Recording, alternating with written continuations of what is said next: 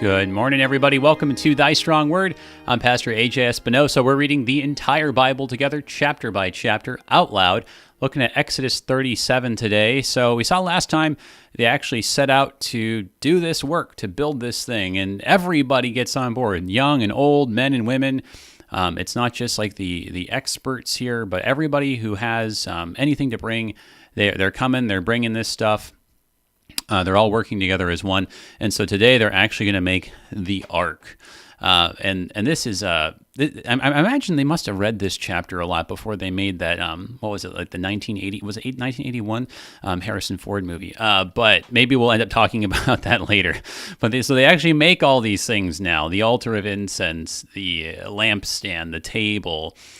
So, what are these objects again? What's their significance? We talked about it more a little bit, but we can talk about a little bit more today. And then I think there's a couple of things that come out in this chapter in particular that didn't come out in the directions. So some good stuff to be looking at today. Again, all things that point ahead to the temple, who is Christ Jesus our Lord. Joining us today, we've got Pastor John Lekumsky, pastor in Southern Illinois, who's also one of the co-hosts of Wrestling with the Basics, one of the programs on Saturday mornings on KFUO. It's 9 o'clock or 9:30 Central. But good morning. Welcome back, brother. It's 9:04. 9:04. That's right. Well, yes, no, it's like our program, right? It's like 04, really. I don't know what it is with KFUO. That nothing starts on the hour. Well, we all have our quirks. So you can right? turn in at 9, just like you can turn in at 11 on this show, but you'll have to sit around for a few minutes before things start. Well, you got to get the news update, and the news update today was kind of cool. They were talking, what was Kip saying? Like it was like the Hagia Sophia, right? And that was interesting. Oh yeah. You get, that's right. If you turn in at 11, you get the news update. But on Saturday morning, or you just get some random hymn that's being played. So I don't know what that is. Well. And we've got another complication. Are you sure it's chapter 37? I guess you do. You're the host. Uh-oh. But they sent me chapter 36. Oh, did I jump ahead already to 37? I might be too much of an eager beaver here. Actually, you know what? Yeah, I think you're right. 37 is what we're doing tomorrow. So what are we doing today then? Okay. Well, you scared me. 30. Sorry there. I was looking at my notes of the wrong day here. Oh no. So that's where we're going. That's what we're gonna do tomorrow. But yeah, no, 36. Okay. They're still building the tabernacle. It's just the same. They're just still working on it. I mean, it's kind of a big tent. Yeah, we can't get the furniture in until we get the house finished. That's right. So, that's right. That's right. But yeah, so thank you for catching me on that before I just went and read the wrong chapter here. But yeah, no, like it's funny because it's broken down into two chapters like this. But I mean, it's just really it's really just part two of what the preceding. In fact, the ESV doesn't even really kind of make a new section when you get to the chapter number. It just smashes this big 36 in there because it's kind of just part of all the preceding. Well, and you've even got I don't know why they divided the chapters the way they did, because actually our story begins back in chapter 35, verse 30, where you've got all the people being appointed, the craftsmen and everything that are build this. So, well, and I hope everyone realizes that the chapter divisions are not divinely inspired. That was imposed by people later, and sometimes we do scratch our heads on why they broke it up the way they broke it up, but that's okay. It's a nice way to get around in the Bible. That's right. If anyone has listened to 5 episodes of Thy Strong Word, they have probably heard this. It comes up a lot, but anyways, good to have you with us again, brother. Always enjoy our conversations. If you hear any random screaming in the background, by the way, my family from St. Louis is actually up here in Minnesota. Hey. So I said, you all got to be quiet now. All right. We know they're doing their best. They're doing their best. Yes, yeah. All right. Well, let's go ahead and get underway here. Would you start us off with a prayer? Oh Lord, help us. Give us your Holy Spirit. We read all these details And in fact, they're repetitive details. There's things we've already heard before, and we scratch our heads and wonder why did Moses bother to write all this down again? But we pray that it won't just be some detail, but that we'll see the things that we can learn and be strengthened by in these words, and by your power and by the gift of your Spirit, may that be accomplished by AJ and I. In Jesus' name we pray, amen. Amen. Thanks for that prayer. It's an interesting thing about the details. We kind of end up talking about this kind of a lot too. But, on the one hand, kind of the name of the game with us is we're kind of reading, a whole chapter at a time. We're trying not to get hung up on the details. Yeah. So we want to read like big swaths of Bible so we can kind of put the pieces together. But, if you're just kind of sketching everything broadly and you don't have any details, your sketch pad just looks like a square or like a triangle or something. It's got you got to have some detail and color, or else it's just you don't really know what you're looking at, right? And I think these details here, they are helpful because when we're talking about this tent, you realize it's a lot more than just kind of a temporary structure so we don't get rained on. That's right. It's not just the wedding tent we're putting up here. Yeah, it's not just like some shade, right? For the party. Yeah. It's a lot more than that. But anything else that you wanna say to kind of whet our appetite or help anchor our minds? And that like you said, that's the tension. And as the old saying is, the devil is in the details, and I suppose the Spirit as well, because it's a lot of the details. Oh man, we begin to see the shadow that is the reality of Jesus Christ. Although I think in this particular section, the broad, the bigger picture is very, very important, because the question that I saw in every commentary I read is, why are we having all this repetition? Because essentially this is all the same detail we were given back 10 chapters ago. Mm-hmm. And so why? Because I imagine it takes a lot of sheepskins to do this. Yeah, right. It's a rather laborious thing to copy these things letter by letter. Why would Moses... and I think we need to wrestle with that issue. Why was it necessary to repeat all of these directions regarding the tabernacle? And as like you said, tomorrow, all of the furnishings of the tabernacle. And I have an answer to that question. Oh, okay. I don't know if you want to discuss that at this point or not. Well, but I think this is one of those chapters where the overall picture is probably really, really important. Yeah. Well, this is interesting. I'm glad to hear that you have an answer, so we can kind of put some answers together and kind of just put them out there on the table and just take turns swinging at them. Yeah. Well, and hopefully we'll come out with something better in the end. But candy will fall out. That's right. The piñata of the exegetical piñata. That's right. That's right. Oh, we have a new concept. Exegesis is like a piñata. Okay. All right. Here we go. You can use that for when you're teaching. That's right. Yeah, I think I like this. I'll write that down. Exegesis is like a piñata. You got to keep swinging at it until the candy comes out. I like it. Okay. Chapter 36 here from the top. Bezalel and Aholiab and every craftsman in whom the Lord had put skill and intelligence to know how to do any work in the construction of the sanctuary shall work in accordance with all that the Lord has commanded. And Moses called Bezalel and Aholiab and every craftsman in whose mind the Lord had put skill, everyone whose heart stirred him up to come to do the work. And they received from Moses all the contribution that the people of Israel had brought for doing the work of the sanctuary. They still kept bringing him free will offerings every morning, so that all the craftsmen who were doing every sort of task in the sanctuary came, each from the task he was doing, and said to Moses, "The people bring much more than enough for doing the work that the Lord has commanded us to do." So Moses gave command, and word was proclaimed throughout the camp, "Let no man or woman do anything more for the contribution of the sanctuary." So the people were restrained from bringing, for the material they had was sufficient to do all the work and more. And all the craftsmen among the workmen made the tabernacle with 10 curtains. They were made of fine twined linen and blue and purple and scarlet yarns with cherubim skillfully worked. The length of each curtain was 28 cubits, and the breadth of each curtain 4 cubits. All the curtains were the same size. He coupled 5 curtains to one another, and the other 5 curtains he coupled to one another. He made loops of blue on the edge of the outermost curtain of the first set. Likewise, he made them on the edge of the outermost curtain of the second set. He made 50 loops on the one curtain, and he made 50 loops on the edge of the curtain that was in the second set. The loops were opposite one another, and he made 50 clasps of gold and coupled the curtains one to the other with clasps, so the tabernacle was a single whole. He also made curtains of goat's hair for a tent over the tabernacle. He made 11 curtains. The length of each curtain was 30 cubits, and the breadth of each curtain 4 cubits. The 11 curtains were the same size.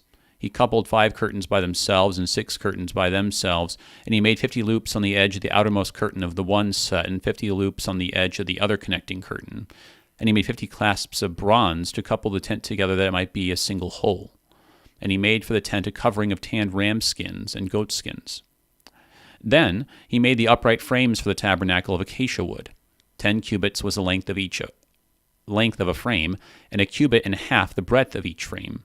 Each frame had 2 tenons for fitting together.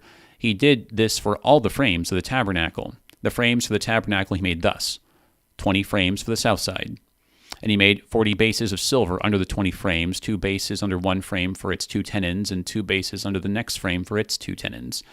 For the second side of the tabernacle, on the north side, he made 20 frames, and their 40 bases of silver, 2 bases under the one frame and 2 bases under the next frame. For the rear of the tabernacle westward, he made 6 frames. He made 2 frames for corners of the tabernacle in the rear, and they were separate beneath but joined at the top at the first ring. He made 2 of them this way for the 2 corners. There were 8 frames with their bases of silver, 16 bases, under every frame, 2 bases. He made bars of acacia wood, 5 for the frames of the one side of the tabernacle, and 5 bars for the frames of the other side of the tabernacle, and 5 bars for the frames of the tabernacle at the rear westward. And he made the middle bar to run from end to end halfway up the frames, and he overlaid the frames with gold, and made their rings of gold for holders for the bars, and overlaid the bars with gold. He made the veil of blue and purple and scarlet yarns and fine twined linen, with cherubim skillfully worked into it he made it. And for it he made 4 pillars of acacia and overlaid them with gold. Their hooks were of gold, and he cast for them 4 bases of silver. He also made a screen for the entrance of the tent, of blue and purple and scarlet yarns and fine twined linen, embroidered with needlework, and its 5 pillars with their hooks. He overlaid their capitals, and their fillets were of gold, but their 5 bases were of bronze. All right. Lots of detail.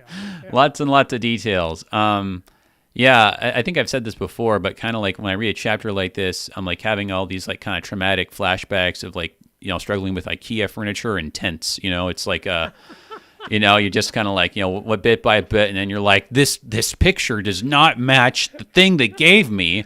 And you're like, what is part A? And you're just, so it kind of reminds me of like every project like that. But, it just kind of strikes me like this description that we have here. It feels, I don't know. It feels very much like this could be the order that you would actually do it in. Does that make sense? I'm not actually sure, but like, it kind of seems like, like as opposed to maybe a description where I don't know. It's kind of like you're looking at it and what kind of might make sense to. Just kind of visualize, but it seems like this is kind of like a step-by-step, like this is how you actually just build the thing. I don't know if that actually works, but what are your thoughts? Well, I love the analogy to IKEA, and I love that because, like you say, you're just how do you even put this together? And I've read stories of that where people took these things and wanted to try to duplicate it, and there really isn't enough detail to duplicate it perfectly. I guess you have to have the master craftsman. Because the IKEA would make sense, wouldn't it? If you had the master craftsman, they would know what all those directions meant. Right.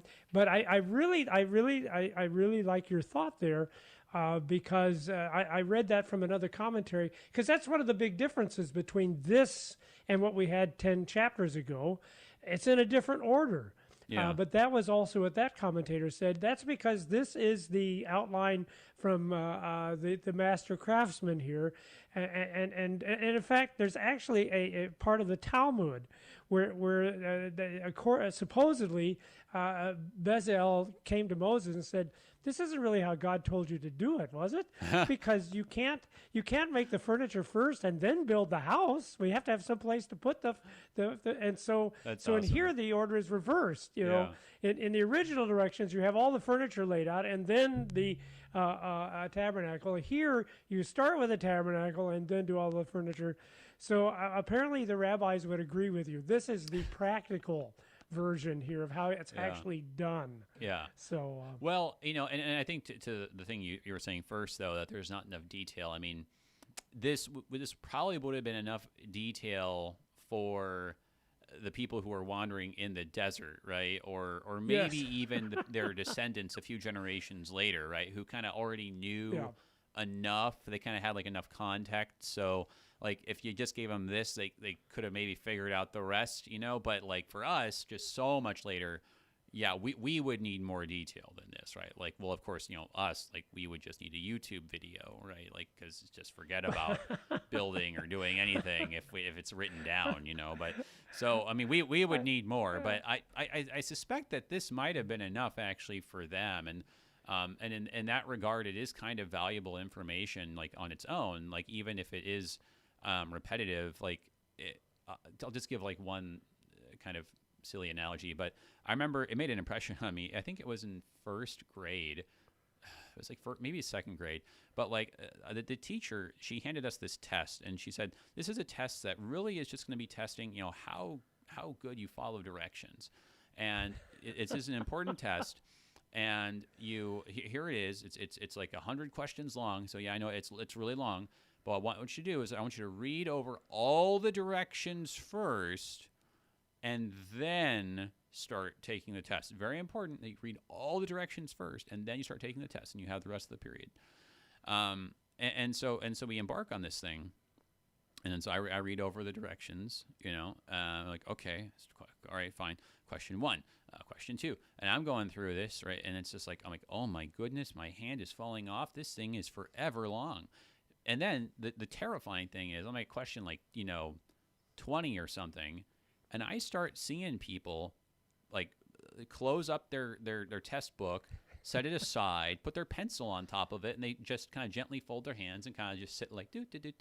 And I'm just like, what? Seriously? They finish already? And so I just go faster and I go faster and I go faster. I'm like, oh my gosh, I'm doing something wrong. And then I see more and more people start doing this. And I'm just like, how am I being so slow? How is this even possible? And so I'm just going furiously. Anyway, at some point, I don't know what happened. If it was like she called time or whatever. But at the very end of the test, there's a direction that says, "Congratulations for reading all the directions first. If you've read this far, you may close your booklet without answering any of the questions. Like fold it neatly, put your pencil on it, and fold your hands, and just rest or read a book the rest of the period." And it was just like, oh my gosh, I didn't read all the directions first before starting. Wow, I will not make that mistake again. So that was really something. It made an impression on me. And I kind of feel like that's a little bit what's going on here, that in the earlier chapter, it's like, okay, read all the directions first, right? And now these are the steps, right? I mean, like, does that make sense? I mean, I don't know. It's interesting, AJ, because I'm an older generation. I'm a different generation than you are. Yeah. And we had that exact same stupid test. they must have passed that around. Yeah. And I always thought, that's a cheap shot. That's what I thought about that. Oh yeah, no, I wasn't happy with my teacher at all. It felt like a betrayal so at the time. Yeah. Whole generations of people that hate their teachers because they gave a stupid test like that. But I think that's a point, and so we're wrestling with why the detail, why repeating it, and the answer that I found again from the rabbinical commentaries and also from many Christian commentaries is that's the idea. It shows that they're doing what God has told them to do. Yeah. So while the actual assembly of the things we don't have, because that's left up to the craftsmen, they know how to do that. I expect my dad was a carpenter. He would come in and he could build something. He didn't have to have a YouTube video, like you said. Right. He'd have the material, he'd have the measurements, but he knew how to put it together. And yet, on the other hand, when you looked at this structure, you could say, oh, look at that. There's 50 of those little ringlets on there, just exactly the way God said. That's the emphasis that I heard over and over again. It was to show that they were doing things just the way God told them to do them. Yeah, that's true. So you could look at it like that too. Like instead of kind of like these are like this is the overview, and then these are the step-by-step instructions. You could look at it as also as like these are the instructions, and then this is like the inspection report, right? Like the checklist, like you were saying. Like we went through, and he made this just like he said, and he made this just like he said. Yeah, it all checks out, right? And for us. I mean, like, I don't know, we might not do it this way or something, but I think it makes sense to do it this way for their context that, because, probably originally all these reports and everything were probably just carried on in oral tradition that initially before you even wrote them down, it was just like an oral document. And for them, it just makes sense to just go ahead and just do the whole thing. So I'm gonna put you on the spot, and I hate it when people do that to me. But you are the linguist, yeah. The one thing I did notice, the one thing that I noticed when I was reading the commentaries, nobody talks about the details, and at first that puzzled me. And then everybody was, oh well, that's because they already talked about the details 10 chapters earlier. Yeah. But the thing that everyone pointed out and the differences, and I hope I'm making myself clear. 10 chapters earlier, we had the exact same stuff we have here, almost word for word. Yeah. The order has changed. But the other thing that was different, the commentators said, is that the verbiage has changed here too. And here's where I apparently Hebrew's a lot harder than Greek, because I feel pretty confident on Greek. But one commentator said the original directions were in the future, or another one said they were in the imperative. And I'm thinking, well, how can that be? Isn't it one or the other? But they all seem to agree that the verbs in this section in chapter 36 were verbs that suggested this was done, this was accomplished. Yeah. So I don't know. Do you have any comments about that, or how can you have a verb that could be imperative or future, or we just don't know? Yeah. Well, we've kind of talked about that a little bit. So maybe we can kind of just talk about this a little bit. Because you covered that material already. Yeah. We did. So I think we can maybe like talk about this a little bit, and then we just have a couple of minutes before our break, and we'll kind of get into some of the more specific details just from the top. But overall, this is a good question. So we've talked about this a couple times, and the biggest example was in connection with the Ten Commandments themselves, because the Ten Commandments are not actually like do this, don't do that. Like they don't have the imperative form. They don't have the what's sometimes called the prohibitive form. Rather, they're not even called commandments, really. Well, they're not commands. They're not commands. That's for sure, right? Yeah.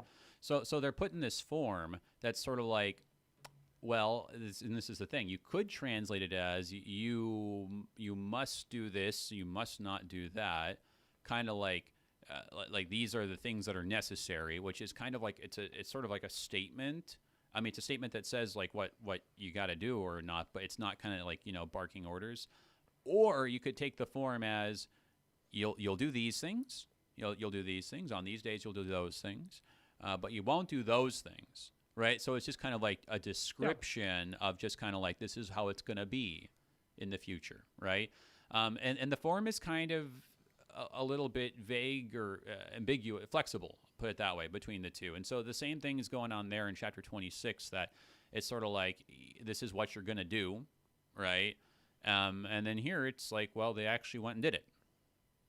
Yes. So there's some things we could say about that, but we had to take our break. Okay. So everybody, hang on. We're looking at Exodus chapter 36 here today on Thy Strong Word, and we'll be right back.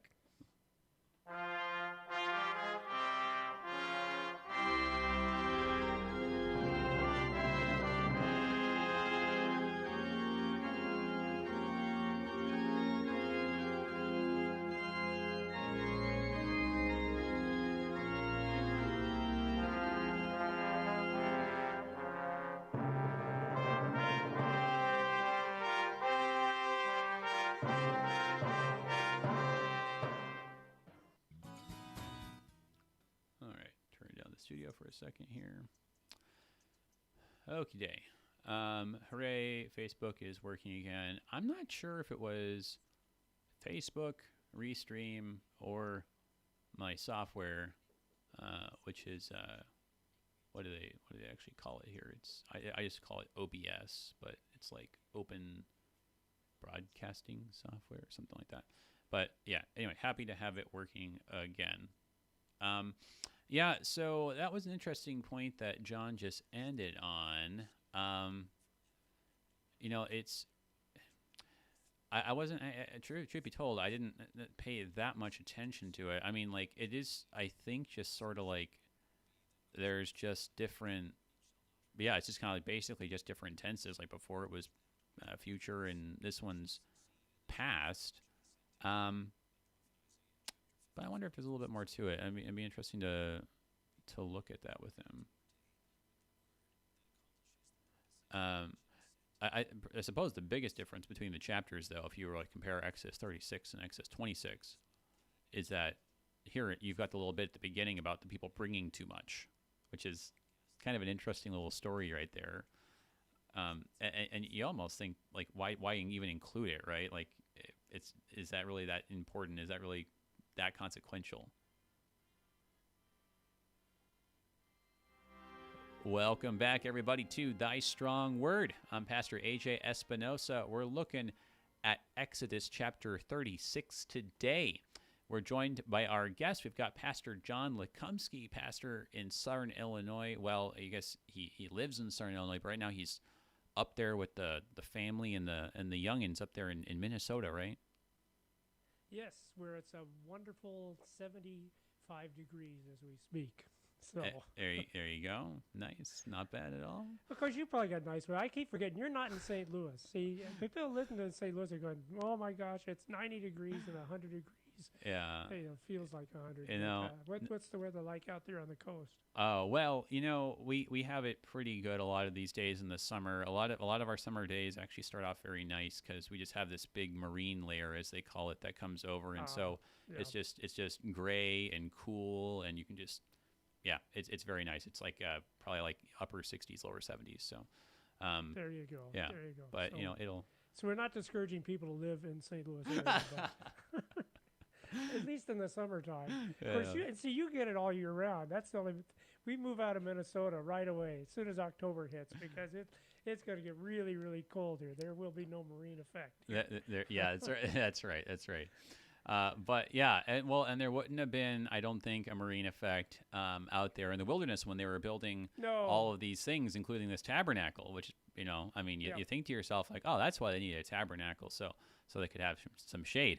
But no, we know from the account that there were a whole mess of other tents. Everybody had their own tent, right? This was a tent specifically for God, and the description of it is it's unlike any other. It's really rather specific.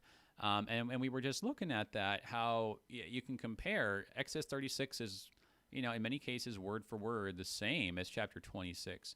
Yet there are these little differences. And so if anyone has a keen eagle eye, you notice any differences, or if you're just like, hey, we never talked about that in chapter 26, can we talk about that now?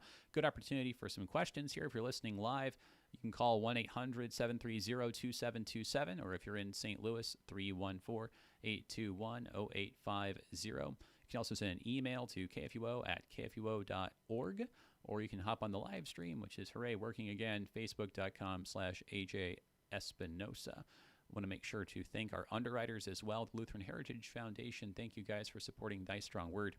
Their website, lhfmissions.org. Okay, so the detail, brother, that you and I were just talking about was that there were, I guess, differences of tenses here, right? That you've got kind of this kind of in chapter 26. It's very, this is what you're going to do. This is what you're going to do. This is what you got to do. It's kind of flexible like that. And then here in 36, it's like, and this is what they did. So that's I guess there's in some ways that seems like pretty straightforward. Did any of the commentaries you were looking at say that, like, the actual, like, verb like stems were different. Like it was like, God said hammer it, but it says here they chiseled it or something like that, or was it just tenses? Well, no, I mean, at least what I read suggested that no, that the forms are all the same, except the tenses were different. And like I said, there was a little bit of puzzle because some said that the original directions were imperatives, others said they were simply futures. And I really appreciate what you said there because, see, we have to help people understand that. We came up with the concept of 10 commandments. That wasn't God's concept.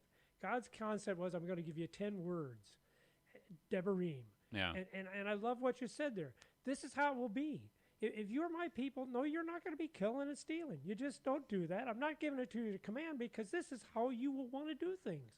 And you want to worship me and you want to hold my name precious, It's the same thing like the Beatitudes. We read the Beatitudes in Matthew 5 as if these are conditional statements, right? If you do this, then this is what will happen. But I think it was Gibbs from the seminary that pointed out, no, these are statements of fact. Yeah. This is just how it is. Because I think that's the crucial thing that's going on here. I think the Jews read it and some Christian commentators read it as, okay, here's God told them what to do, and now they're doing it, and that's the important thing. But I'm actually thinking the point here is that God said this is what's going to happen, and guess what? It is what happened. And the reason you have to give the directions a second time is because a terrible apostasy has happened in the meantime, right? God came, he gave them his laws, he gave them all the directions on how they could relate to him. It's true. Because that's what all this is about. People need to know this is God saying, look, I want to give you something so you know my presence, so you know where you can come and how you can approach me, so you know I'm always there for you, so this is why we're going to do these things. And then you turned around and worshipped a golden calf. No, that's fair, and for that matter, we could have repeated the 10 Commandments too, because he wrote them down again, it says, right? God did. Yeah, they're given a second time. Even so I mean, all these things are given and written and spoken again. So I mean, that's a fair point.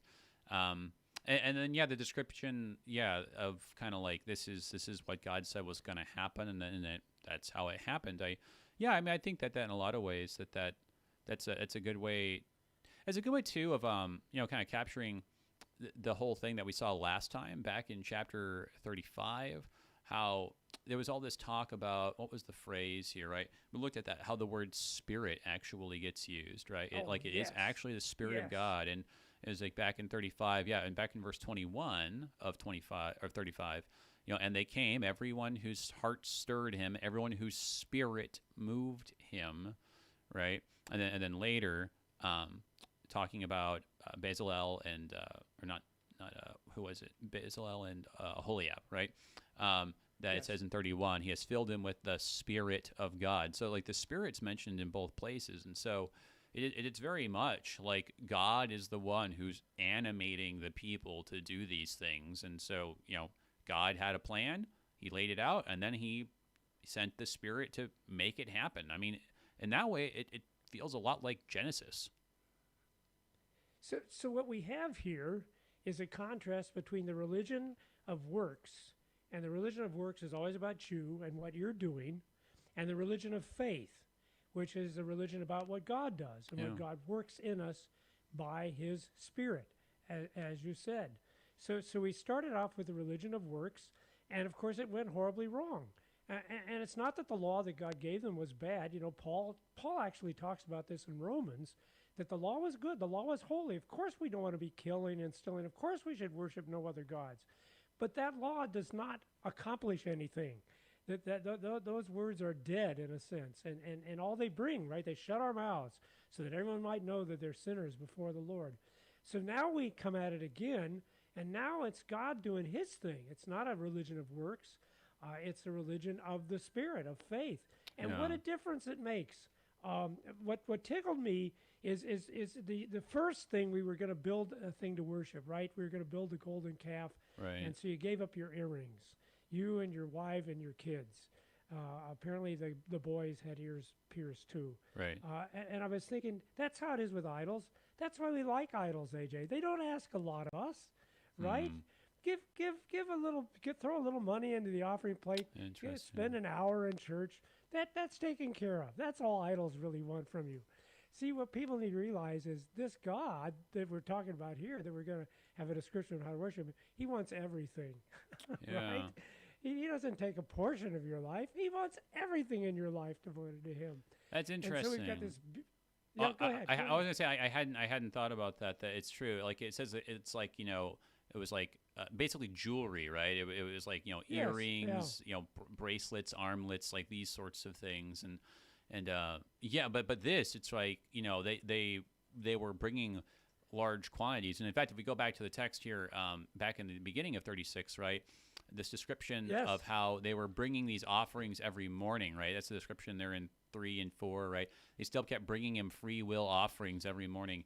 Well, I mean, if they're doing this like every morning, like apparently, right, they're bringing such large quantities of it that it requires like multiple like loads, right? I mean, like Yes. I can't imagine that it's like. I mean, really, like every morning, it's like, here's my one earring for the day. Like, I don't think so, right? I think the idea is it's like they're bringing so much that they have to take, multiple trips, right? And so that's interesting that maybe the golden calf was like they kind of like gave like this is my leftovers, but then God's like, no, I want your first fruits. And so what's super cool, and I believe that's why this section is here in this chapter, is like you said, they were giving so much that finally Moses and the leaders had to say, don't bring any more in. In fact, I love the phrase, they have to restrain them. Yeah.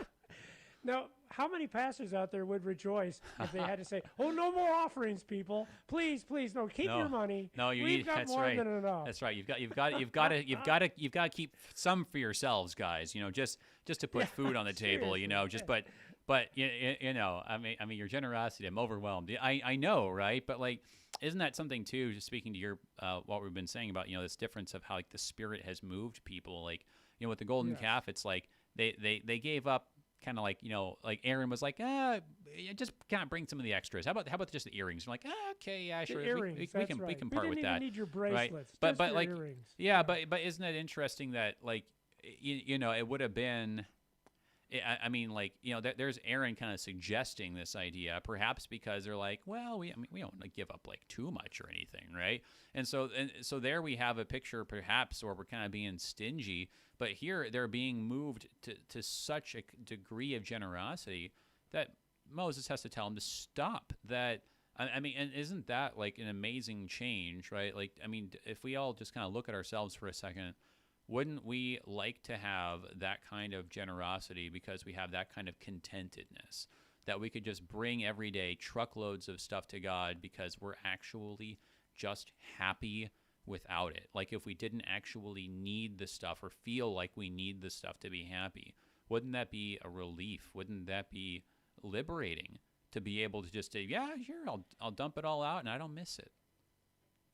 And so that is the lesson in this text for us, AJ. If you find you're stingy, and I do that all the time, I find myself stingy. The answer to that is not to say, well, I guess I better be more generous. No. And I know it doesn't help because I've tried doing that, and it doesn't help. It doesn't help at all. But what we need to realize is, oh yeah, that's that sinful nature in me. It really is. I actually thought I was a pretty decent Christian because I threw a 20 in the offering basket. No, I guess I'm not a decent Christian. I am the sinner. And then to realize that you have this unbelievable grace of God, this hesed, this mercy, that he has continued to provide for me day in and day out, even though I have been stingy. And then that gospel and the Spirit, and we do things that are remarkable. Sometimes we do really generous things, and we don't even think about it. It just seemed like what we needed to do at that moment. But that's the thing. You cannot find that through commands and through law. You cannot find that by beating yourself up. No, it has to come. Yeah. And see, they experienced that, didn't they? They did. Because they broke the number one commandment. Yep. I would think at this point that God would just say, that's it, forget it, this was a mistake. And that's what he In said. fact, He said that forget it, that's a mistake. That That's a was. mistake. I'll wipe them all out and I'll start over with Moses. That's what he said. And Moses intercedes for them. See, that's in these chapters since we had the original directions. Yeah. These beautiful prayers of Moses, because we need an intercessor. And see, that's the great thing for us as Christians. We've got an intercessor. His name's Jesus. And every day he comes and he says, that John, he's so stingy. And he's stingy because he doesn't trust the Lord. But Lord, you got to love him. You got to forgive him. I died for him. And the Lord, I wake up in the morning and I've still got a family and I've still got food and I've got housing and I'm in 70-degree weather. And it's just a matter of the Spirit helping me remember that, see? And then no one has to command you. Then you just do it because, well, why wouldn't you, like you said? Because we're freed up from all these things. So I just love this chapter because it's laid out for us right there. What we need is the Spirit that comes from God's grace and mercy. Yeah. And we're still struggling trying to think we can do it by our own.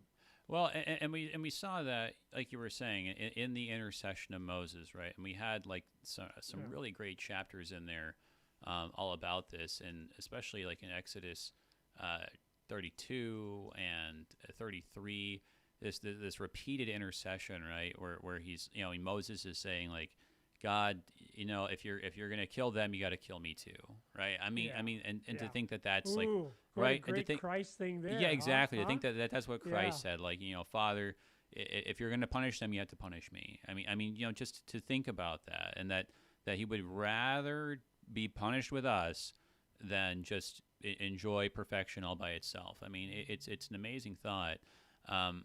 We have a question here. I want to make sure that we don't neglect it. Sure. Here on the phone, we got James calling in. Hey, James, we haven't heard from you a little bit. Good morning, brother. How are you? What's your question?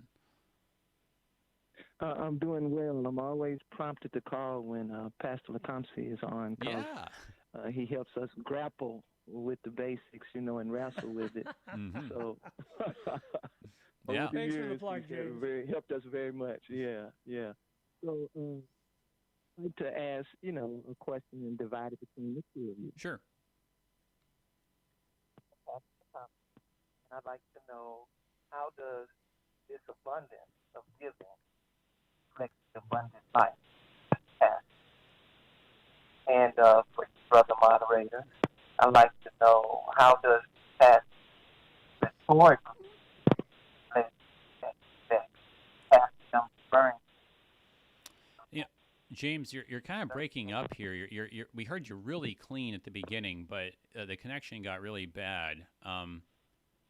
Okay. Oh, hey, we can hear you again. Can you hear me better? Yes, but much better. Much Can better. you hear me now? Yep. Okay, good. I was asking, the first question was to Pastor Lecompsey, and I'd like to ask him, how does the abundant life relate to this abundance of giving in this pastor? Yep. In this passage? And for you, brother moderator, I'd like to ask, how does the passage rhetorically relate to this particular text in Luke 6:38, where it says, "Give, and it shall be given unto you, good measure, pressed down, shaken together"? Okay. Can you tell me how that rhetorically relates to our text today? And if you do, Pastor AJ, you have my questions. I sent them in. Kind of talk about dead languages and how that discourse can generally help us understand spiritual wisdom today. Yeah, thanks for that. That's some good questions there. So we kind of have like two questions there and kind of like a bonus one. Guys in the studio, if Stephanie, if you can see if we got an email from James. Let's go ahead and start Pastor Lecompsey. John, do you want to take a crack at the first one? And James, good to talk to you. Glad to hear that you're still listening and you're still helping people grow in the Word there. And of course, this is the great gift that God has given me, the understanding that it's all about His love and all about His forgiveness. Now I constantly fall back into the thought that it's about me and about what I need to do, only to my frustration. But you want to have generous people. You want to have people like described in this text. Then they have to know that God is generous. They have to know that God will not hold anything back from them. It is all an issue of faith, and I don't know how you can give people faith apart from Jesus Christ. Because honestly, God works wondrous things in our lives. And yet, in the gifts He gives us here on earth, there's always limits, death being the number one limit. And since I had my brush with death early this year, I'm all the more conscious of that. So people think it's a matter of God if God would just give us all kinds of blessings, well, then of course we'd be generous. I've prayed that 1,000 times. Lord, make me win the lottery, and you won't believe the money I'll give to you. Yeah. And God's answer always is, John, you're not doing very good with what I have given you. So I don't think if I give you more, that will help. Yeah. Because no, it doesn't come from the abundance of the blessings we have, but it does come from this faith in Jesus Christ that knows that God's gracious, God's merciful to us. We don't deserve a thing, and yet he's given us so much. So yeah, James, I think there's a direct correlation. We need to focus on that and on what the Lord has done for us, both here physically, but also primarily spiritually in Christ. And then this Spirit will come. That's where the Spirit comes. Where there's forgiveness, there's the Spirit alive and well. And then you get this generosity. And like I said, it's going on. It's just hidden a lot of time in our sinful flesh. Now, you've got the harder question, though. Thank heavens you have it, AJ. Yeah. Well, no, I appreciate your answer. And I think that, because we were already kind of talking about it, it's just elaborating on what you were saying, that, like, what's moving them, right, is not that God, showered, like, X amount more gold or something, right? Like, they got all the stuff back in Egypt already. There wasn't any more gold that fell from the sky after the golden calf. It's just that their hearts were changed, and in particular, it was receiving this forgiveness. And I think that's really the thing, right? The question is, do we stop and do we actually really believe that we already have won the lottery? That's to go back to what you were saying, right? Like, if we actually can wake up in the morning and say, like, I am living the best life I could imagine because I already have won the lottery because of everything that God has given me. I'm a king. I am so happy with what I have. If that was the mindset, right, then the generosity would follow. So I don't think it's about God giving us more. It's about us realizing just what a vast sum we have already had deposited into our accounts through Christ. So, AJ, boy, and thank you for reminding us, they didn't have anything. Yeah. This was all the stuff they got from the Egyptians, but apparently, and at first they thought it did belong to them. We got that from the Egyptians. We asked for it. We plundered it. It belongs to us. But now as you said, now with the Spirit, there's a new heart. No, this was never our stuff to begin with. you know? It's just a blessing from God. So, you need, it's the change of perspective. It's the change of the heart, right, that actually makes this happen. Yeah. And so I think then, so James's question that was kind of comparing this, I think he was talking about, like, the rhetoric here in Luke, I think, like, kind of 15 and 16. It's interesting because, like, in 15, or I think those are the chapters you mentioned. Like in 15, the first thing that happens is you've got this guy who approaches Jesus and he says, that's the parable of the prodigal son. But no, where is it here? But there's this moment in the gospel where he actually is confronted by this guy who's like, hey, tell my brother to share the inheritance with me, right? And this kind of provokes these sorts of parables and teachings about, let's talk about giving here, right? And possessions and wealth, right? And the way that the Lord talks about it here, you've got the big one is this idea of, if you don't forgive other people, is God going to forgive you? Well, no. And it's, I think, getting into the idea of, like, kind of the measure, right? Yes. Like, whatever you use to, I forget how it goes, like, now, because I'm more familiar with the one that's in Matthew. But here I've got it. Given it will be given. I had to look it up myself. Given it will be given to you. Good measure, pressed down, shaken together, running over, will be put in your lap. For with the measure you use, it will be measured back to you. Thank you. There you go. Oh no, that's right. Because that one's back in Luke 6, right?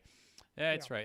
Yeah, very good. Yeah, but so this is I think kind of like a little bit of like Luke's version of what you have elsewhere in Matthew, and Mark.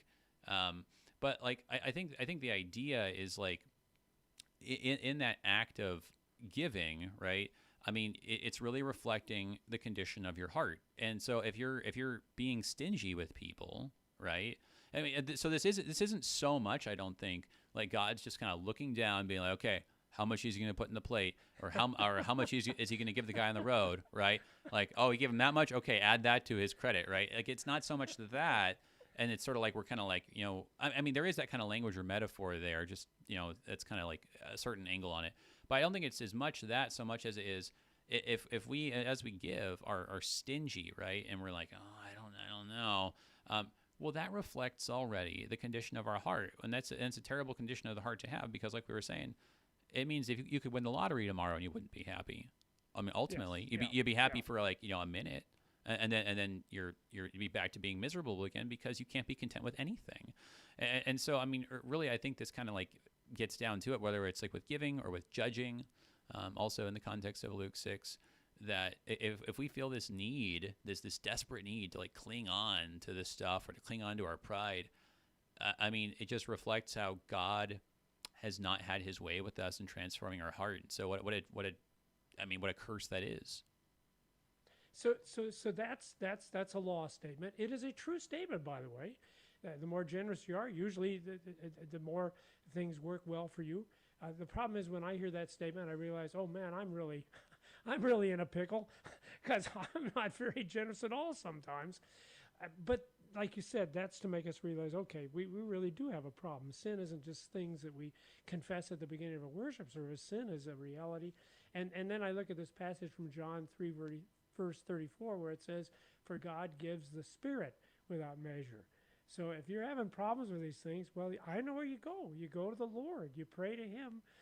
And he's the one that's capable of giving us the Spirit. And by the way, he will not shortchange you in that respect. That's right.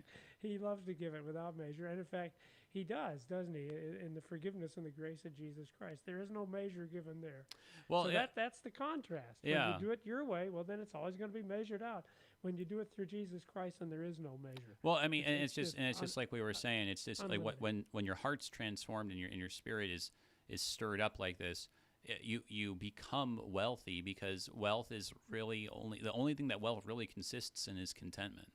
And so if by God's power he makes you contented, then you're like, you wake up and you say, hey, I'm a king, right? If you're just a miser, though, seek ye first his kingdom, right. and all things will be added. That's to right. You. Yes. So to your point, right? Like I appreciate what you were saying earlier, John. Like if we find, like, we read all this and we're like, oh man, like all that gold and all that silver, all that yarn, and like they gave up all of that stuff, right?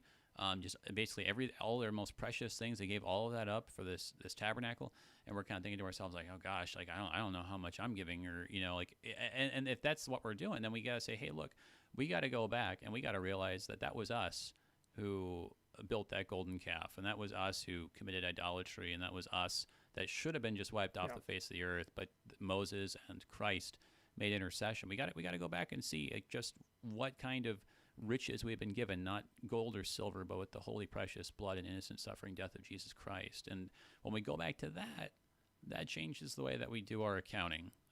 Any concluding thoughts, brother? No, I think you've summarized it well, AJ. It's been a joy working with you again today. So, always is likewise, brother. Take care. Enjoy that time with the family. Everybody, that was Pastor John Lekumsky, pastor from Southern Illinois, also one of the co-hosts of Wrestling with the Basics, Saturdays 9 o'clock on KFUO Central Time. So that wraps up chapter 36 really well. We saw that correspondence that, it's all just turning out exactly the way that God described it, because he changed their hearts, because he poured out their Spirit. That's true for them. That's true for us in Jesus Christ. Okay, next time, moving on to chapter 37 to talk about now the ark and the table and the lampstand and all the rest. So check that one out. If you've got any questions for us, make sure you hop on the live stream or send an email or give us a phone call. Until then, everybody, I'm Pastor AJ Espinosa. Peace.